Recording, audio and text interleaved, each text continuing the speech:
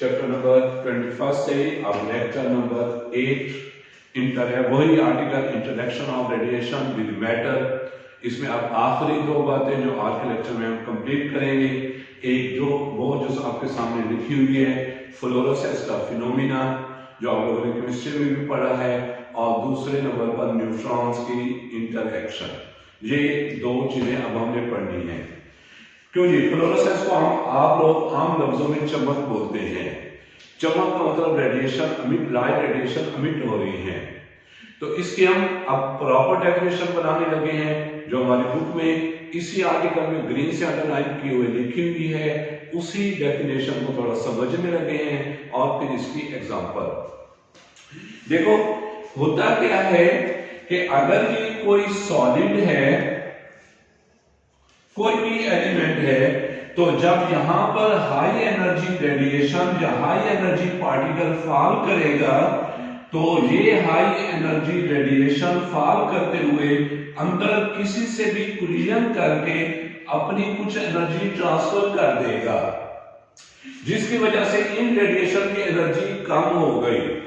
और ये एनर्जी कम होते हुए अब इसकी एनर्जी कम हो गई, तो ये कम एनर्जी वाली रेडिएशन जो बाहर अमिट हो रही है, तो इन कम एनर्जी वाली रेडिएशन जो बाहर अमिट हो रही है, इनकी एनर्जी लाजमी तौर पर अगर लाई कर रही हो विजिबल रेंज में, तो फिर इस फिनोमिना को हम नाम देंगे फ्लोरेसेंस का।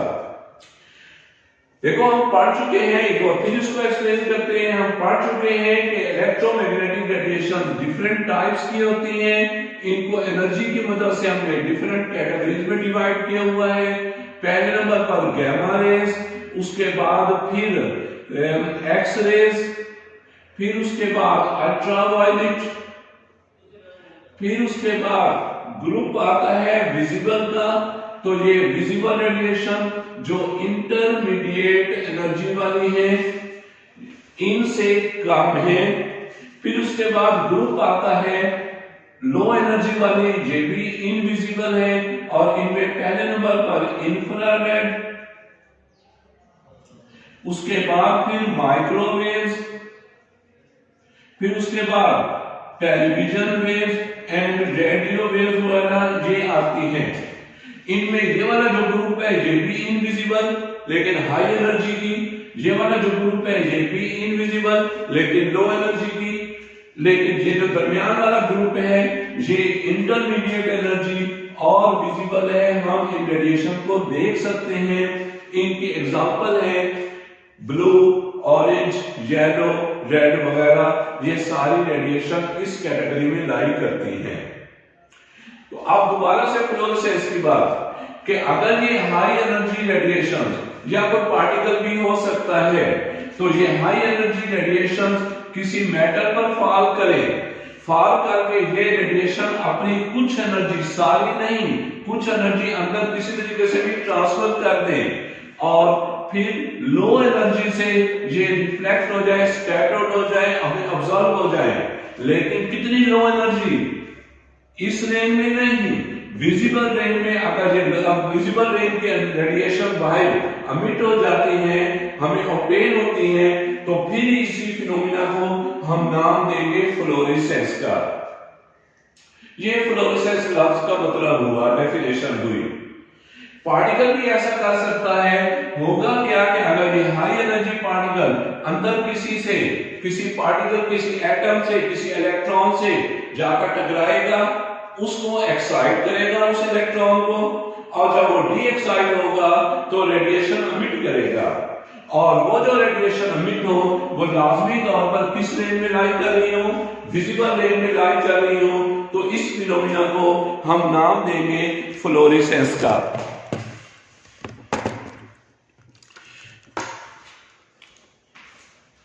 तो ये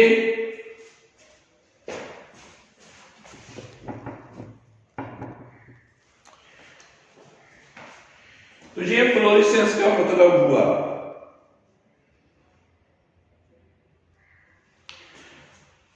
अब इसके लिए एग्जांपल, और ये तीनों रेडिएशन जो हम पढ़ रहे हैं, अल्फा, बीटा या गामा, ये तीनों के तीनों फ्लोरेसेंस का फिनोमिना प्रोड्यूस कर सकते हैं। अब एग्जांपल, ये तीन हमारे बुक में एग्जांपल्स लिखी हुई हैं जो आप लोगों ने याद करनी पड़ेंगी। ये तीन सब्सटेंसेस हैं कि कोई भी सरफेस लेकर कोई भी उसके ऊपर इन तीनों में से कोई एक मटेरियल, कोई एक सब्सटेंस का कोट फेंक दे, लेयर चढ़ा दे इन तीनों में से किसी एक की, तो अब उस लेयर पर उस एलिमेंट को जो हमने लेयर चढ़ाई उस पर जब हम इन तीनों यानी अल्फा या बीटा या गैमा इनकी रेडिएशन को फॉल कराएंगे तो फिर ही हमें चमक मिलेगी। चमक मिलने का मतलब है फ्लोरेसेंस प्रोड्यूस हो जाएगा। तो ये तीन सब्सटेंसेस हैं जो फ्लोरेसेंस का अमल, फ्लोरेसेंस का फिनोमेना प्रोड्यूस करेंगे, हमें चमक, हमें रेडिएशन देंगे, और उनके नाम हैं जिंक सल्फाइड, सोडियम आयोडाइड और बेरियम प्लैटिनोसाइनाइड।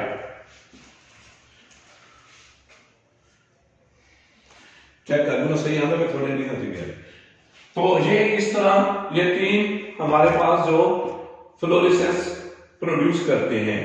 अब आखिर में जैसे आपको बताया था कि आज के लेक्चर में ये दो हमने पढ़ने हैं, एक फ्लोरेसेंस और दूसरे नंबर पर न्यूट्रॉन की इंटरएक्शन। अब न्यूट्रल पार्टिकल होने की वजह से मोस्ट डेंजरस पार्टिकल कहलाता है, इसकी पेनिट्रेटिंग पावर ज्यादा है। कैसे न्यूट्रल होने की वजह से मोस्ट डेंजरस कहलाता है, इसकी पेनिट्रेटिंग ज्यादा क्यों है, मुश्किल इसको हम रोक पाते हैं, उसके लिए देखें समझ लें। अब देखें जो भी सॉलिड होगा उस सॉलिड में ये एटम जिन्हें लैटिस एटम्स कहते हैं, और इन्हीं एटम्स को अगर हम यहां पर रिप्रेजेंट करते हैं, हमें पता है कि एटम में बिल्कुल दरमियान में न्यूक्लियस और उसके इर्द ये इलेक्ट्रॉन रिवॉल्व कर रहे होते हैं। ये एटम जिनसे मिलकर ये सॉलिड बना हुआ है। अब देखो न्यूट्रॉन जब ये मूव करता हुआ किसी न्यूक्लियस के नजदीक से गुजर जाए तो न्यूक्लियस के इलेक्ट्रिक फील्ड पॉजिटिव है न्यूक्लियस, क्या न्यूक्लियस के इलेक्ट्रिक फील्ड इस पर कोई इफेक्ट प्रोड्यूस कर सकेगी? नहीं, बिल्कुल प्रोड्यूस नहीं करेगी। हाँ, अगर इस न्यूक्लियस के नजदीक से अल्फा या बीटा गुजरता तो फिर लाजमी तौर पर इस न्यूक्लियस की जो इलेक्ट्रिक फील्ड है इनको अट्रैक्ट या रिपेल करती, और उस अट्रैक्शन या रिपल्शन की वजह से इनकी एनर्जी चेंज हो जाती, बहुत कम होती चली जाती। लेकिन न्यूट्रॉन पर ऐसा कोई अमल नहीं होगा, कोई ऐसा फिनोमिना नहीं होगा इलेक्ट्रिक फील्ड की वजह से कि ये न्यूट्रॉन न्यूक्लियस के नजदीक मूव करता हुआ गुजर जाए या इलेक्ट्रॉन के भी बिल्कुल भी नजदीक से मूव करता हुआ गुजर जाए, तो तब भी इलेक्ट्रॉन की न्यूक्लियर इलेक्ट्रिक फील्ड इस न्यूट्रॉन पर कोई इफेक्ट नहीं प्रोड्यूस कर सकेगी।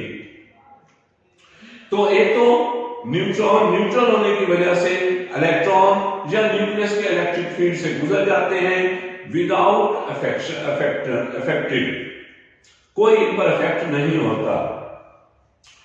उसके बाद एक और बात भी, हमने फर्स्ट ईयर के चैप्टर नंबर 3 में इलास्टिक फ्लूजन के केसेस पढ़े थे। हमने देखा था कि जब कोई बड़ा पार्टिकल मूव करता हुआ किसी छोटे से जाकर कोलिजन करे तो क्या देखा था कि ये जो छोटा पार्टिकल है, ये छोटा पार्टिकल उसी तरह आगे डबल स्पीड से मूव करेगा, इसकी स्पीड के डबल से, यानी अगर इसकी पहले स्पीड v थी तो इस छोटे पार्टिकल की स्पीड 2v हो जाएगी, और ये जो बड़ा पार्टिकल है ये उसी तरह मूव करता चला जाएगा उतनी ही अपनी स्पीड से, इस पर कोई फर्क नहीं पड़ेगा। फिर हमने ये भी देखा था कि जब कोई छोटा पार्टिकल किसी बड़े से कोलिजन करे, ये बड़ा पार्टिकल, ये छोटा पार्टिकल जो सर्टेन वेलोसिटी v से मूव करता हुआ जब इससे कोलिजन करता है तो फिर ये कोलिजन करके वापस उसी स्पीड पर आ जाएगा और इस बड़े पार्टिकल पर हैवियर पर कोई इफेक्ट नहीं होगा। ये एक और था। तो यहां पर भी यही बात है कि अगर ये न्यूट्रॉन मूव करते हुए न्यूक्लियस से टकरा जाए, ये न्यूट्रॉन मूव करते हुए एग्जैक्ट इसके रास्ते पर न्यूक्लियस आ जाए, नजदीक से गुजरेगा तो कोई असर नहीं होगा, अभी हम बात कर चुके हैं। तो अगर ये न्यूट्रॉन एग्जैक्ट मूव करते हुए न्यूक्लियस से जाकर कोलिजन करे तो क्या फायदा है, न्यूट्रॉन इससे कोलिजन करके रुक जाएगा। अगर ये न्यूक्लियस हैवियर हुआ तो वही केस, ये कोलिजन करके सेम स्पीड से वापस रिटर्न हो जाएगा, इसकी वेलोसिटी या एनर्जी में कोई चेंज नहीं आएगी, यानी नहीं रुका। और फिर ये बात जहां पर कि अगर यही न्यूट्रॉन मूव करते हुए इस इलेक्ट्रॉन से कोलिजन करे, अब न्यूट्रॉन हैवियर है, इलेक्ट्रॉन लाइटर है, अब ये वाला केस तो होगा क्या कि ये न्यूट्रॉन इस इलेक्ट्रॉन से जब कोलिजन करेगा, कोलिजन करके अपनी कुछ एनर्जीज को ट्रांसफर करते हुए जिसका नतीजा ये निकलेगा कि ये इलेक्ट्रॉन आयनाइज यानी बाहर रिजेक्ट हो गया और ये खुद थोड़ी सी कम एनर्जी से उसी तरह मूव करता चला जाएगा, लेकिन अब भी उसी तरह मूव करता ही चला जाएगा, अब भी नहीं रुका। अब इसको फिर रोकें कैसे इस न्यूट्रॉन को?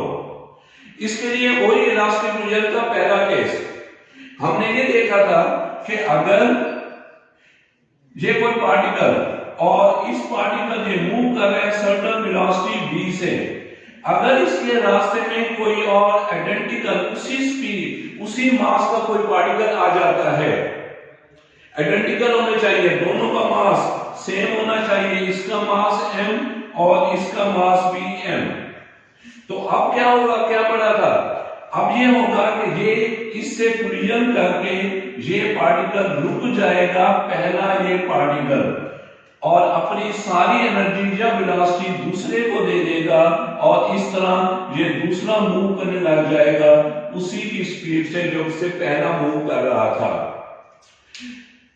तो इसका मतलब ये हुआ कि रोकने के लिए इसकी कोलिजन इलास्टिक कोलिजन करानी होगी आइडेंटिकल पार्टिकल से जो रेस्ट पर हो। तो यहां पर भी यही फिनोमिना कि अगर इस न्यूट्रॉन को रोकना है तो इसको रोकने के लिए इसी के मास के इक्विवेलेंट वाले से यानी प्रोटॉन या लो एटॉमिक नंबर एटम जिसका न्यूक्लियस छोटा हो, लो एटॉमिक नंबर हाइड्रोजन के नजदीक वाले, उनसे जाकर ये कोलिजन करेगा तो फिर ये रुकेगा, वरना ये नहीं रुकता। तो इन्हीं रीजन की वजह से इसको हम मोस्ट डेंजरस पार्टिकल कहते हैं कि आयनाइजेशन भी काफी ज्यादा प्रोड्यूस कर देता है, पेनिट्रेशन भी ज्यादा है और इस तरह रुकता नहीं है। तो इस न्यूट्रॉन को एक बार फिर रोकने के लिए क्या कराना होगा, इसको इलास्टिक कोलिजन करानी होगी सिमिलर या लो एटॉमिक नंबर वाले एलिमेंट के साथ, उससे उसके न्यूक्लियस से कोलिजन करके ये फिर स्टॉप होगा, फिर इसकी पेनिट्रेशन खत्म होगी। तो ये था आखिरी पॉइंट इस लेंथी आर्टिकल में, इसमें 4 लेक्चर हमने शामिल किए हैं, 4 लेक्चर में एक आर्टिकल कंप्लीट हुआ है। फिर नेक्स्ट लेक्चर में इंशाल्लाह नेक्स्ट टॉपिक हम शुरू करेंगे। अल्लाह हाफिज।